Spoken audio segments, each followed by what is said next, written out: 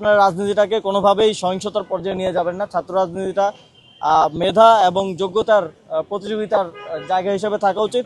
আহত সাংবাদিক ভাই আপনাদের সহকর্মী মোহাম্মদ ইমরান হোসেনকে দেখার জন্য, তার শারীরিক অবস্থার খোঁজখবর নেওয়ার জন্য হাসপাতালে আসা। তিনি মোটামুটি সুস্থ আছেন, তবে একটা দীর্ঘ সময় লাগবে তার পুরোপুরি সুস্থ হয়ে উঠতে।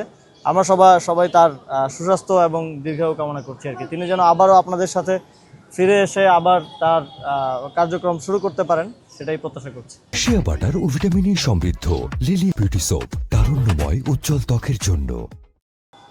এ বিষয়টি আমাদের পার্টির সদস্য সচিব আখতার হোসেন দেখছেন। আমরা আমাদের জায়গা থেকে, যেহেতু এক ধরনের আইনি জটিলতা তৈরি হয়েছিল, সেই জায়গা থেকে আমরা বিকল্প একজনের করার সিদ্ধান্ত নিয়েছিলাম। তো এটা তো মাত্র স্থগিত এবং বাতিল মাত্র প্রক্রিয়াটা শুরু হলো। আপনারা জানেন আপিলের প্রক্রিয়া আছে, রিটের সুযোগ আছে। তো আমরা হয়তো 29 তারিখ সম্ভবত ফাইনাল ডেট, যেদিন আমরা জানতে পারবো যে আসলে এটা কি হচ্ছে। আশা করি এই প্রসিডিউরাল কিছু জটিলতা রয়েছে, আশা করি এরপরে এটা সমাধান হয়ে যাবে ইনশাআল্লাহ।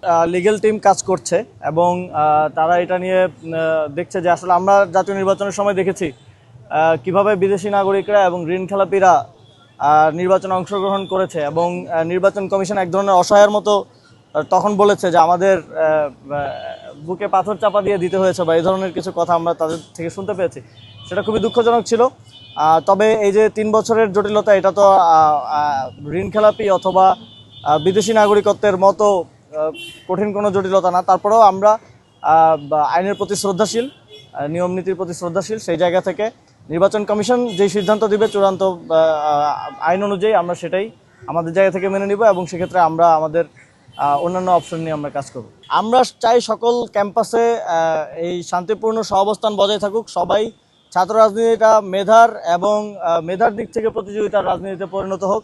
ছাত্র রাজনীতি থেকেই আমরা আসলে সবসময় জাতীয় রাজনীতিতে দেখেছি যে আইডিয়াগুলো আসে ছাত্র রাজনীতি থেকে, এবং ছাত্র রাজনীতির যে সৌন্দর্য, একসাথে কাজ করার সহাবস্থানের যেই প্র্যাকটিস, সেটা থেকেই জাতীয় নেতারা শেখেন। কিন্তু খুবই দুঃখের সাথে বলতে হচ্ছে যে চট্টগ্রামে এই ধরনের একটা ঘটনা ঘটেছে, এবং বাংলাদেশে আরও বিভিন্ন ক্যাম্পাসে আমরা দেখতে পাচ্ছি যে বড় দুটি দলের ছাত্র সংগঠনের মধ্যে এক ধরনের উষ্ণ পরিস্থিতি আছে, এক ধরনের নিজেদের মধ্যে শীতল যুদ্ধের মতো পরিস্থিতি আছে। আমরা তাদেরকে আহ্বান জানাবো যে আপনারা রাজনীতিটাকে কোনোভাবেই সহিংসতার পর্যায়ে নিয়ে যাবেন না। ছাত্র রাজনীতিটা মেধা এবং যোগ্যতার প্রতিযোগিতার জায়গা হিসেবে থাকা উচিত। আমাদের ছাত্র সংগঠনও এক্ষেত্রে সকল ছাত্র সংগঠনকে আহ্বান জানিয়েছে, এবং তারাও এই